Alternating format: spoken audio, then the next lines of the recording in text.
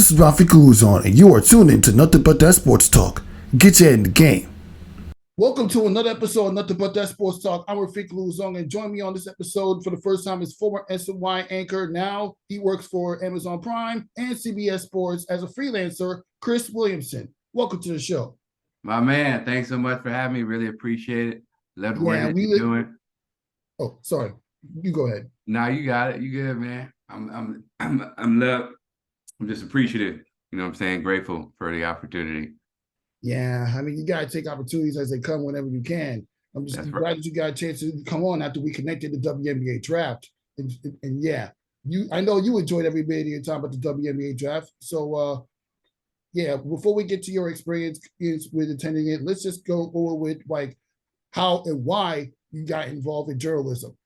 Yeah, so I got involved in journalism, bro, because I sucked like booty in basketball.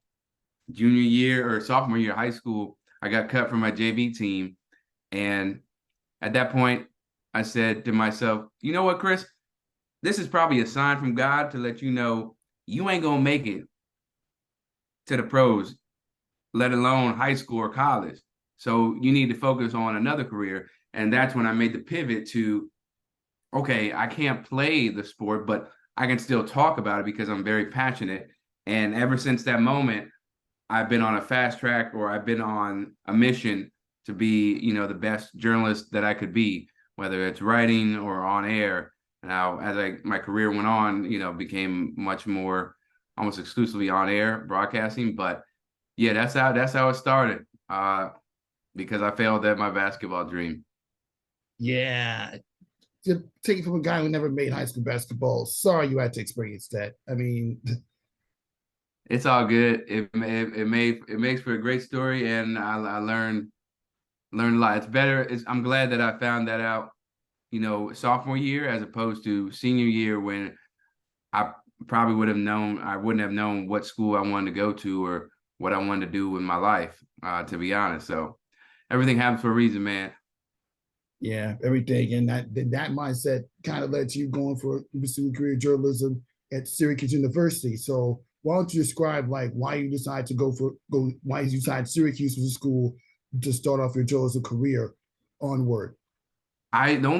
So the reason why I chose Syracuse University, because at the time and still now, they were regarded as one of the top communication schools in the country, specifically because they had professors who didn't just teach from a theoretical perspective about journalism, but they actually were former journalists and producers and anchors, or they were still doing it part-time, as you had a lot of adjunct professors. So I wanted the best experience, the best tools that I could have at my disposal to really help elevate my career once I graduated, and that they lived up to the hype.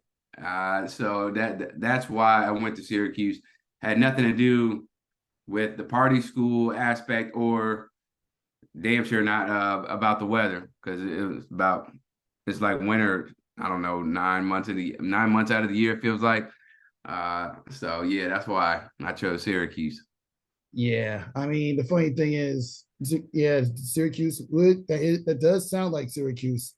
I mean, I went to Fordham University for my master's program, and it's pretty similar to what the experience you get for doing journalism down at Syracuse. Like my sports director, Bobby Cianfordini, for those of you that don't know, he does sports. He's a sports talent for Bronx Net Television, or Internet.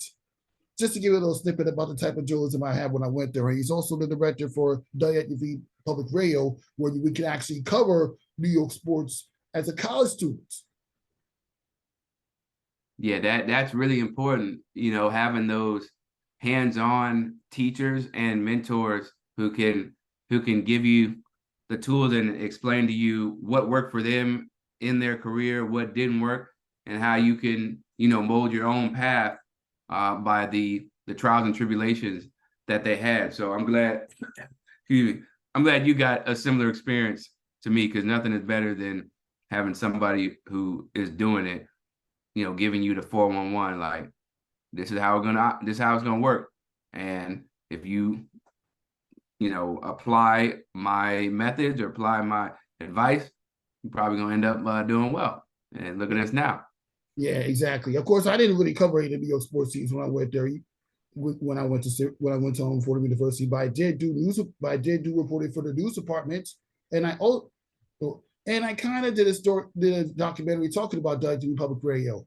Yeah, make sure you go look at my archives and check it out when you get the chance. But yeah, aside from all that, want to describe like journalism life after Syracuse and how it made you the guy you are today? Well, the first job that I got, man, was in Wisconsin, Wausau, Wisconsin, which a lot of people don't know where that is. I didn't know where it was until I applied. It's like 3 hours, I think north or south of Milwaukee. And I was their weekend sports anchor and reporter. So I got a healthy mix of being on the desk, being able to improve my anchoring chops, but also working on my storytelling skills when I was going out into reporting. And actually, 4 weeks on the job, bro, I got not transported. I got sent. My job sent me to Los Angeles to cover the men's basketball, Wisconsin basketball team. They were run to the Sweet 16, and they sent me there by myself. And I had all these assignments that I needed to handle and turn in. Responsibilities were crazy. And I remember the first hit that I had for a live show, I missed the deadline because practice ran up really close to the start of our broadcast back in Wisconsin. And the news director had to talk to me like, hey, is everything okay? Like, what's going on? Do we need to pull back? And it was my like aha moment, or it was my am I gonna figure this out now, or am I gonna crash and burn moment? Like, that is a pivotal step in my career. And after that moment where I've missed a deadline, I said, all right, they sent you out here for a reason, Chris. So you need to learn how to manage your time better and also speak up about things that may not be realistic for you to accomplish. And I never looked back since. I think I don't know. I don't think I missed a deadline ever since then. Maybe one or two, but it was like communicated. So yeah, that was an eye-opening experience for me in helping me grow as a journalist, thinking on the fly and being really efficient with my time. And then after Wisconsin, I went to DC, back in my hometown, in 2018, where I worked there 2017, excuse me. And I worked there for a year and 3 months, basically doing feature stories on human interest people, right? Or human interest slants. And that really took my storytelling to another level because the market or the standard is a lot higher in DC compared to Wausau, Wisconsin. And the news director and the assistant news director who were guiding me really worked hard to challenge me to think outside the box and not like, a basic storyteller. And I have a lot of admiration and appreciation for what they did for me then. And by the time, my time wasn't up because I was freelancer there part-time. But during that course of my time at WSA9, I got a call from SNY, like, hey, we're really interested in you. And I felt like I had done all I could do with the circumstances that I was placed in at WSA9. So I said, yeah, I'm absolutely going #1 market in the country. I think I was only 26 at the time. Who would pass that up? Not me. And I did that for 4 years, where I was able to, interview the likes of, Saquon Barkley, Chris Mullins, when he was at St. John's, Evander Holyfield, when he came in the studio for broadcast, what he was doing. Of course, all the Mets individual players, managers. And I really thought I grew in terms of the unscripted content, because up until that point, I'd done almost exclusively teleprompter reads, which are not easy to do, but there's a difference between reading a teleprompter for your scripts and thinking on the fly and being able to have fluent and coherent thoughts that the audience is able to digest and appreciate. And I did that, did that for 4 years. And now I'm here working as a freelancer for CBS Sports and Amazon Prime. That's amazing. And that's another example of how you go from making rookie mistakes like missing the deadline to working with being a freelancer for some of the best sports digital platforms across the landscape. It is, it's true. Like I wouldn't have been ready, had I not had those experiences in Wisconsin, the experiences in DC, where I was able to have more room for mistakes and growth. And that only made me, a more well-rounded broadcaster, so that when I did get to, like, if I had gotten offered a job at SNY when I came to Wisconsin, I probably would have crashed and burned, and that would have sent me on a downward spiral, probably not even in the journalism industry, or I would have been doing something in journalism that I hated. But because, I had those experiences that taught me a lot about myself, I was able to seize the moment at SNY in particular and be a decent broadcaster. And that's what it's all about. And that's those opportunities is what lets you. I mean, I know you just talked about the SNY. Like, why don't you talk about a little bit about some of the top stories that you covered during your time at SNY? Yeah, so some of the top stories that I covered at SNY, Kevin Durant, that news I broke. Well, I didn't break the news, but we went on breaking news coverage for SNY when he made the decision to come to Brooklyn, which was really exciting. I also covered what was it? Was it Springer? There was a Mets player who got traded or signed I forgot his name, but I hosted the coverage for that as well.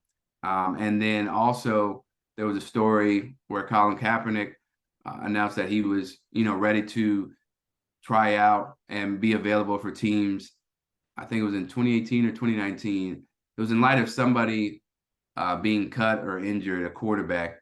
And so I, broke that news in terms of, hey, look, I see these you maybe need a QB, and I was able to relay that information to the public about Colin being available, after all the things that happened with him kneeling and the blackballing. And the fact that you're able to actually tell a story about everything that happened from Kevin Durant coming to Brooklyn, who I interviewed during the Olympics for this platform, by the way, to Colin Kaepernick trying to make an effort to return to the NFL after that little taking a knee situation during a football game back in, I believe, in 2014. I mean, he did all that to send a message. Let's just say that. Oh, yeah. No, yeah, he did that because he felt the country was treating Black Americans and poor individuals terribly, specifically from the police side. And I 100% supported him during that time. I think it was in 2016, because I was still in Wisconsin when it happened. And I remember the reaction was very polarizing for our area that we were in, because there's not a whole lot of Black people around Wausau, Wisconsin, for people that don't know the racial makeup or the racial demographics. And I thought it was brilliant because it got people's attention, and we needed to talk about it more and more. The rest of the country, was asleep at the wheel. And I always will, give him his flowers for what he did to change introduce conversation to people that weren't, usually adept to it, but also just waking people up, smacking them in the head, figuratively. Hey, there are major issues going on in our society when it comes to how police officers treat Black Americans and minorities, and that's not okay. Not okay at all. I mean, come on now. Just recently, you saw a police officer who's filled with African American men kneel down and knock down another Black man, like not too long ago down in Memphis, Tennessee. Yeah, And then don't even get me started on the Jordan Neely situation. I mean, it's not a police officer, but it was a former Marine guy that choked the guy to death. I mean, and Right. the protests that happened literally on the streets and the subway. You got people saying on track protesting for this man, a man who did have criminal hit. I mean, yes, we know his history. I'm sorry you experienced that, but that's a serious issue in our land. Serious issue. And the thing that some people are not understanding is those arrests and those assaults came from a place where he was impoverished. I mean, he was in poverty. So of course you're going to, get citations for different things, disorderly conduct, or um, a whole bunch of other things that can go on when somebody is not spiraling, when somebody is not getting the proper resources that they need. That has nothing to do with like the fact that people used his arrest history or criminal history against him when he never should have had his life taken is so gross and dismissive of his humanity. And I forget, well, there was a couple, I think there was a white couple in another case that was homeless, and they covered the media as a whole, they covered his or their situation a lot more favorably and understandably, they covered it in a more understanding way than they did with Jordan Neely. And they also didn't mention how Jordan Neely, or the Marine who, put Neely in a chokehold, was the son of a current or former NYPD officer. So that right there just shows you the bias that we have in our society as a whole when it comes to how how white people are treated and are covered, and then how Black people and other minorities are covered. Exactly. And the funny enough that during career at SNY and I believe it was from 2018 to 2022, just recently, I mean, you were working there during the COVID era. You were working there during the protests for Breonna Taylor and George Floyd, and a lot of other African Americans that had to suffer the way that we're not supposed to suffer for criminal activity. Yeah, and actually, during the COVID year, during the height of COVID, because COVID is still affecting us to this day, I came up with a series called Bigger Than Sports, where I wanted to, talk about the intersection of race and sports and the role that players and coaches have in being activists for change. Because I knew in my heart I needed to do something to at least push the conversation forward or help people understand what we're really going through. Otherwise, I would feel like I'm not doing my duty as a citizen and as a Black person who wants to look out for, my people. And I would like to think that I made a decent impact with the people who watch the series and listen to the conversation I had with, Coach Dungy, or, New York Liberty player Jocelyn Willoughby, Eric LeGrand, because it gave people another window to look into society and how we handle different tragedies and oppressive systems in our country. Yeah, that's just how it is. I mean, at some point, I mean, for somebody who was working during that time, you had to find a way to tell you to showcase an angle about how we as athletes and sports people are more than just people that come on the air talking sports or actually playing sports. We are human beings as well. I mean, we as Black men are fortunate to be doing positive things and not being on the wrong end of criminal activity. Yeah, so that's a really important factor that you brought up. People see a lot of these athletes who are Black as entertainers, and that's it. Like, no, you need to dribble that basketball. You need to run that football. Like, my parlay is on the line. You need to throw that ball like my rent is gonna be due, if you like my rent is gonna be paid for if you make it. And that's so insulting and dehumanizing, because there is so much more to us as Black people than just being able to dribble a ball or rap on a mic or throw a football or whatever the case may be, whatever sport it is. Like, we're people too. We have various quirks and interests and joyful times with our friends and family that show a different perspective to us, a different dimension, I should say, to us, that a lot of people do not care about, but they should, because then you'll see that we're, a lot more alike than different. But you know how society is, man. They try to divide and conquer so that certain people can stay on top, and we know who those people are. Yeah, it's just sad that people have to experience all that. And you know what? I remember when I first started covering the WNBA remotely in 2020, I was on a Zoom call. It was after the Liberty got smoked by Las Vegas Aces in the WNBA World Bowl. Jackie Powell asked a basketball question to Amanda Zowie B. And all she can say is, I don't want to talk about basketball today, because she was feeling traumatized for everything going on in the family. And after that, the Zoom call just ended right there.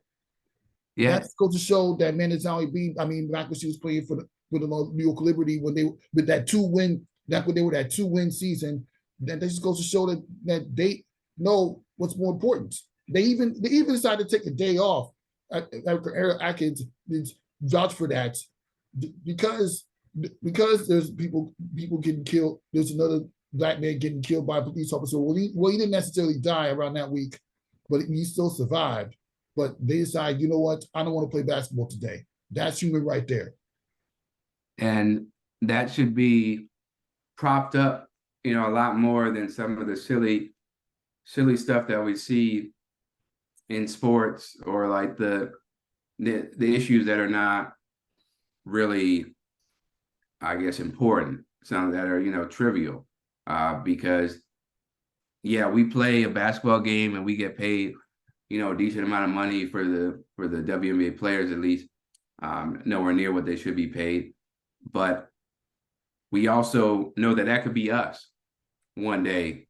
That could be our family member. That could be our aunt, our sister, our brother, our cousin.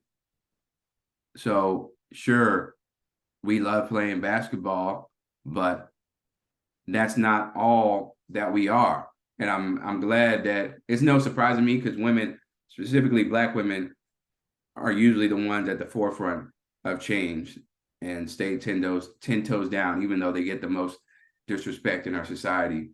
So I was really proud, but not surprised about their efforts, even, with Raphael Warnock, with his race in Atlanta or in Georgia, getting that coveted seat. They had all vote for Warnock sheets, and that is something you don't see in any other sport. Well, specifically male sports, you don't see that really, where they're going to call out. At the time, it was it Kelly Loeffler, right? Mm-hmm. Yeah. So she's a former United States senator, and she also used to part owner of the Atlanta Dream. How many people are doing that in an NBA or the NFL? No, not too many. Not too many, if at all. So yeah, women are our bosses, and they're badasses who never take no for an answer as far as making change. Like, nah, we here, and we gonna let you know right in your face directly that we not standing for those bigoted policies or views that Kelly had, and it ended up paying off quite tremendously. Yeah, and we paid off indeed. And hopefully the guy that murdered Jordan Kelly ends up getting charged for this. For this point. And you know what? Since you mentioned women's basketball, let's just transition into your time attending the WNBA draft, which is about, like, now it's been 4 weeks. It's like, why attend the WNBA draft, and why are you so invested in women in sports as a whole? I think, man, it starts back with my mom and sisters. Like, I have a very, loving and supportive mother who gave me my introduction to, Black women or Black women, and how, beautiful they are, how strong they are, Mm. the resiliency, and the immense amount of intelligence and education that they provide for us. And the other part is with my dad, since he was a sports guy in our family, I just was attracted to good good sports. It didn't matter if it was women's basketball or women's soccer or men's basketball or hockey. Like, I'm invested in a quality product, and I've always been really excited to see the women's basketball tournament for college because of the stars and the storylines, and the way they play the game is so much more fundamentally sound than the men's game by a wide margin.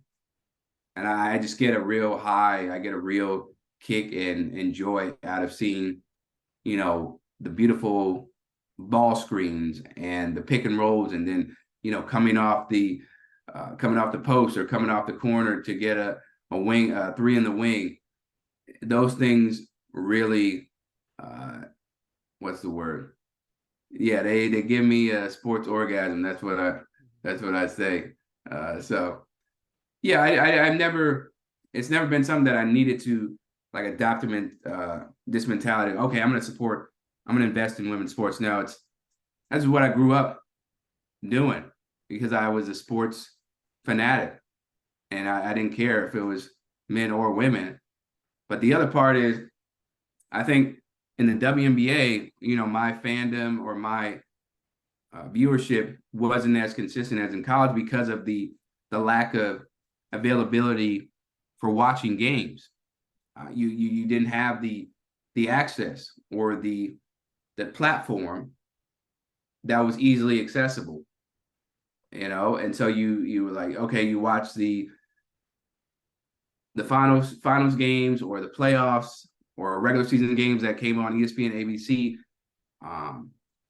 but you just weren't able to watch them regularly like you would in the NBA, where you have all the access to these different channels and they pump up the men's sports like steroids. So yeah, that's why. And I love going to the WNBA draft to get a taste of what a once in a lifetime event it is for these ladies who have worked so hard to get there, and then for them to also dress to the nines and show out with their different looks. They put the men to shame. Yeah, without question. Watching all these beautiful women and reconnecting with everybody that was there, and most of the people that I've interviewed, like the Christinas, the Miles Ehrlichs, the Jackie Powells, they've all attended the draft as a journalist and a media professional. They seeing them come together was just amazing. This is like you're never going to get a draft like this in the NBA. No, you definitely not. It's also a much more intimate setting, I feel. Now they could have the draft in a bigger space, but you just feel so much more what's the word? Support from fellow journalists, fellow media members, coaches, executives, GMs, all that, because they want to see the women get their flowers, knowing that it's going to be a grind, once training camp starts. And I think that's something that the WNBA certainly has on the NBA in terms of the community.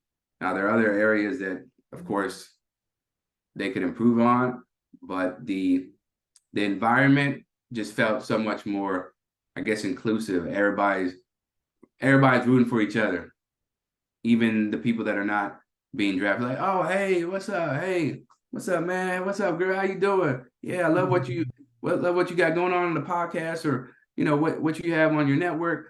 Like, you really killing it. And I'm like, nah, you killing it. So yeah, it's all up, man. Yeah, I remember coming to you talking to you the first time. I was like, yeah, listen, I mean, I know we just met, but I gotta invite you on my show so we can talk about that draft whenever you have the time and availability. I really appreciate you once again for making the time to do this with me. Of course, man. I'm happy to do that. Anytime there's somebody, especially who looks like you and me, wanted to do an interview or just, talk, shoot the breeze about sports and my career and women's sports and specifically, that's a no-brainer. And I like what you do, and I appreciate your energy, because I'm a big energy guy. If I think your energy is weird or your energy is off, I'm like, nah, I'm good. But you're right in there with everybody else that, I go on their shows because I recognize you're authentic and you really care about the sports that you're covering and you're passionate. Exactly. And you know what? You mentioned after SNY, you got a chance to work for Amazon Prime Sports Talk, where they started like this whole little landscape. Like they got like 5 different shows hosted by up and coming media talents, or even talents that worked in the industry before, like Sierra Champion, and yeah, mostly yeah, that's just to name a few. Madeline Burks, who's an anchor, who also works for MSG Networks, covered New York Giants, my New York Giants, by the way. Right, and you got to contribute to those networks. Like, why don't you talk a little bit about like your contribution to sports prime talk on Amazon? I mean, It's Amazon. been yeah. So it's been a blessing for me to step into that role as a third host when they first launched the network on the morning show. It's called Bonjour Sports Talk, and I love the philosophy behind this new network, where we're going to be a positive, upbeat show that focuses on the personalities of the host and guests more so than the players or coaches. Like, we're going to make sure these individuals shine and are seen in a really good light, in addition to propping up different players and coaches. Like, they wanted to be the undisputed and first take. I just felt like we had a lot more meaningful discussions than what you see on these mainstream platforms. And so I'm eternally grateful for the opportunities I have there, and then also being able to fill in or insert myself as an analyst for women's basketball, whether that's college or the WNBA, to give my perspective, and I get to show off a different role and different skill set there by being the quote unquote expert. So I love what I've been able to do at Amazon Prime with their network, and I can't wait to experience more joy and more love from them with future gigs and yeah, future gigs.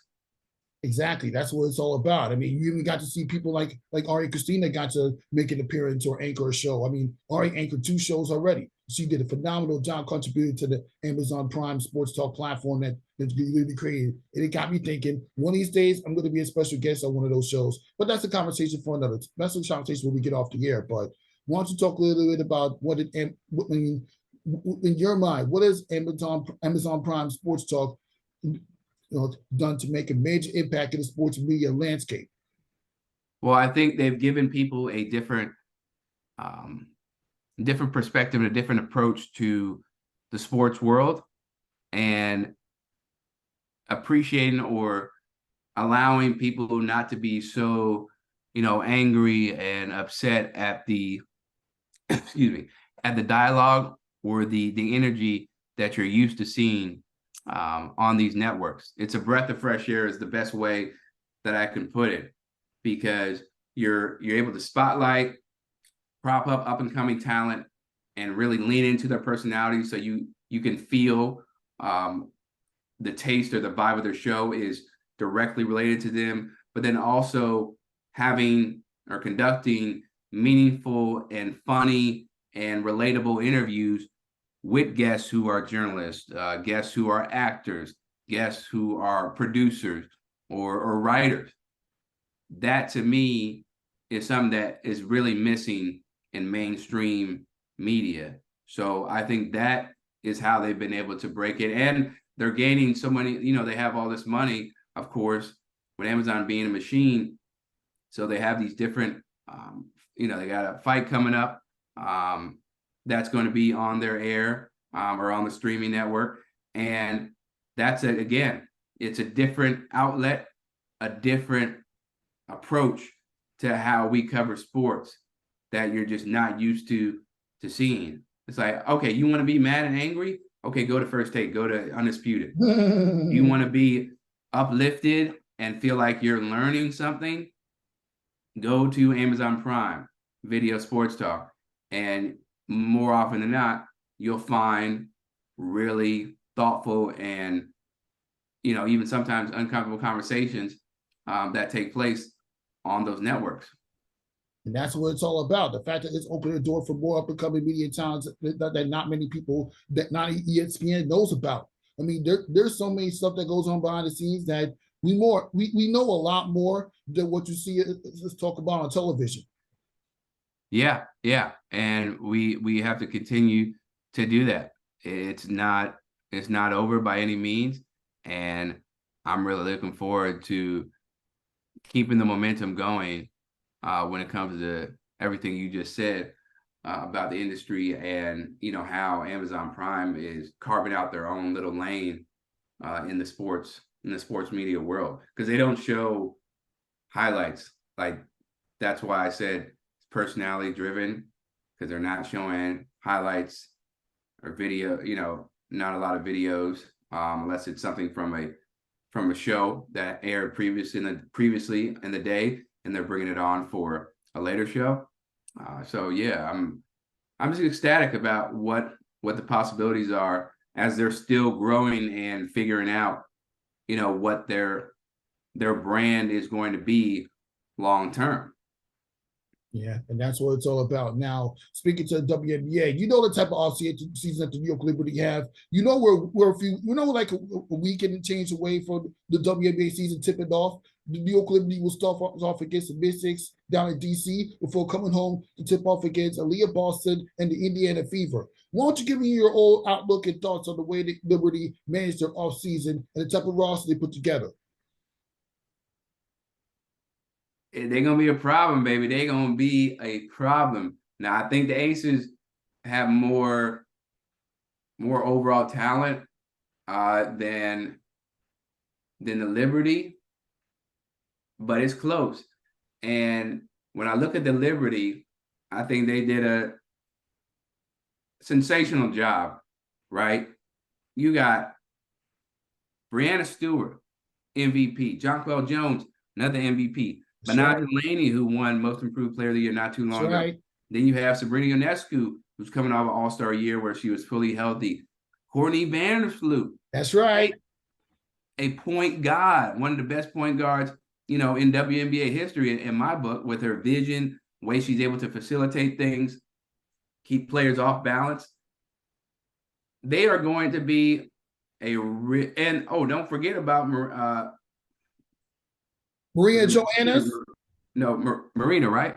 Maria Johannes. Yeah, Maria Johannes. Come on, you can't forget about Maria Johannes. No, I know. I thought, I was like, I know her name, but she is a problem in terms of just her ball handling skills.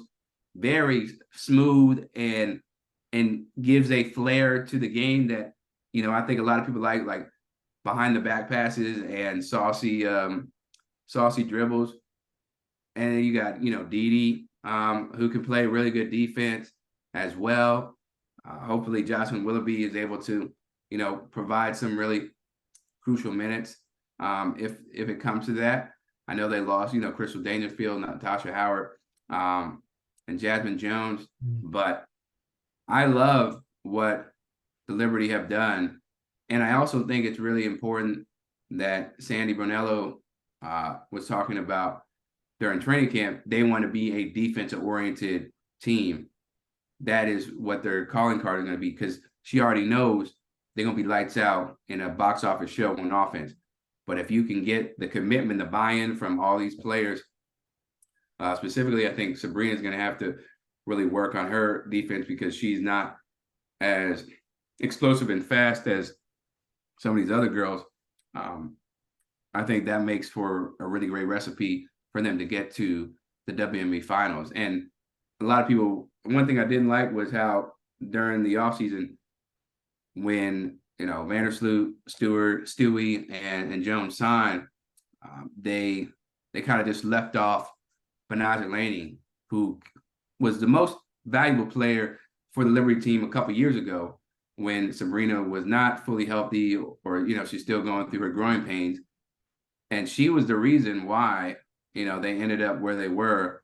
I think getting to they made it to the playoffs, and then they lost To the Phoenix Mercury. to Phoenix. Yeah, she tied the game to Sammy Wickham. I'm so glad she went back to the Seattle Storm. No disrespect, Wickham, but I'm still blaming you for that loss. Somebody's always going to get the blame. Oh, then they got Big Mama Stephanie Dolson. Yeah, Stephanie Dolson. Stephanie Dolson, who's part of the reason why Chicago Sky won that title in 2021. Yeah, Talk about a complete buzzsaw. for real. I mean, she made some huge buckets for the Sky in those finals that proved to be pivotal.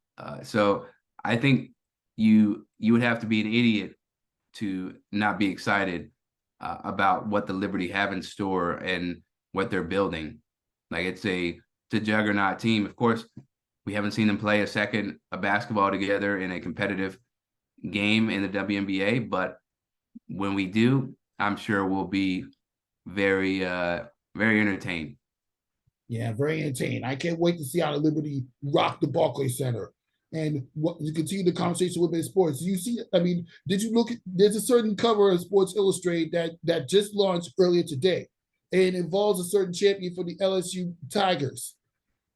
Yeah, I saw what are your the thoughts? news that Angel Reese, signed an NIL deal with Sports Illustrated for their swimsuit issue. And I think she joins one other woman, I think it was Livy Dunn, correct me if I'm wrong. And that is the name of the game in terms of, well, that's the name of the game as far as how you want to, or what's the word, capitalizing on the momentum that we have in women's basketball interest, right? Where they understand it's not just about playing basketball and being really good at it, but okay, how can I market myself, as an athlete, as a very confident and unapologetically spoken woman, to grow the game, where you see my personality, you see what I'm into, what I'm not into, and you may not be the most hardcore basketball fan, but if you see somebody that you can relate to and you feel like you're not on the same level, but you feel like there are similarities, you're like, oh, I understand that. Oh, I can see where you're coming from, or yeah, that's really cool. I used to do that too. They're going to tune in, and that drives up the viewership even more. Whether it's with the not the trying to figure out a way to say it. So yeah, there's a attractive standpoint, or how attractive somebody is to the general public plays a role into it. But it's also bigger than just that. So sure, you have people who are generally attractive that will give eyeballs, of course, because we're in a society that fixates on looks. But then you have another layer where you're able to get to know the human and understand what makes them tick and what they're going to give to you as a brand, right? The brand of Angel Reese, or the brand of Flau'jae Johnson, or the brand of Aaliyah Boston. And once you have that, then you will see more and more people tuning in to the games. And you also need to have that also drives up, or that also plays into the storylines. All these NIL deals, depending on what type of deal they have, you can apply different storylines to those players and those teams based on how they market themselves, or how their agents or managers market them. That's what it's all about. This girl, Angel Reese, I literally got invested to her during her days at LSU. I'm not gonna lie. I did not know she came in as a transfer from Maryland. I mean, because when I didn't know about Angel Reese during the days at Maryland. Some people did. Not a lot of people did until the way she showed out in the tournament on her way towards winning a championship to shut down Caitlin Clark. Like seriously, I mean, I did an episode of my guy Ryan Walker talking about that. And we were ranting about how they care more about her the so-called ratchet baby doing the John Cena sign on the court than winning a national championship. And I find it kind of disrespectful because you're really devaluing that lady's importance to women's basketball. You are full stop, man. There is no argument there. Like the amount of attention that was placed on the Angel Reese's "you can't see me" gesture and following Caitlin Clark around, pointing to a ring finger, was really sad to see. Not surprising, because we know how the double standards are applied to white athletes versus black athletes. But it just rubbed me the wrong way, because we should be celebrating the fact that these women combined for what was it, 187 points. They scored more than the men in the national title game. Right? That says a lot. They were hooping, putting up buckets, lights out. And even though there can be some positive taken from the negative aspect of that conversation, as far as policing women and their emotions and policing black women versus white women, you still had the spotlight on them, where everybody was talking about the women's game a whole lot more than the men's game. And it showed in the numbers, where it was like the 9.9 million average viewers during the telecast, and peaked at 12 million. The women's game is here to stay, baby. Yeah. They ain't going nowhere. Yeah. I'm so glad that there's more of us black men being invested in women's sports. I mean, you can't ignore it. You just can't ignore it. And you know what? While we're on the subject of talking about LSU, how about some pieces that they picked up in the transfer portal? Is this lady named Anisi Moreau, and then another lady named Haley Vent. They both transferred to LSU. They're going to be a problem. Now that South Carolina will still be good, even when Leah Boston drafted to the WNBA. But the pieces that LSU picked up, what are your overall thoughts on it? That's all I can say. They gonna have a target on their back from day one of the regular season to the last buzzer, as long as they go in the NCAA tournament. And again, that is a really fun, juicy storyline, because we know the rap that LSU has as far as their reputation. Kim Mulkey, unabashedly herself. A lot of people, don't like her because of her views politically. And then, of course, her outfits always call the conversation. Angel Reese does not hold back. She will walk in her truth and her confidence every single day, which is something I really respect, because I know I didn't have that type of self-love and belief in myself when I was in college. And Haley Van Lip, she loves to chirp. Flau'jae Johnson, she's on the mic, rapping, dropping albums, and collabing with Lil Wayne and all these people. And then, she's winning SEC Freshman of the Year. Anissa Morrow, coming from DePaul, double machine, 6'1", can do it all pretty much. Outside the three-point shot, she's a physical post player who's got great instincts and is really skillful, who will be a dominant big alongside Angel Reese. And then you got the recruiting class. I think they're one. I don't know if they're top one, if they're the number one recruiting class, or top five, but they're going to get everybody's best shot, like South Carolina did, even though they weren't a super team. But the addition of Anissa Morrow, that's what made it a super team to me. Because with Haley Van Lith coming from Louisville, she's a really great player, one of the top players in the country overall. Not like top 10, but definitely I would say probably top 30. Top 30. She replaced Alexis Morris. So when people say, "Oh, super team," I'm like, no, not really. They just replaced her they replaced Alexis Morris, who was just as good, if not better, than Haley.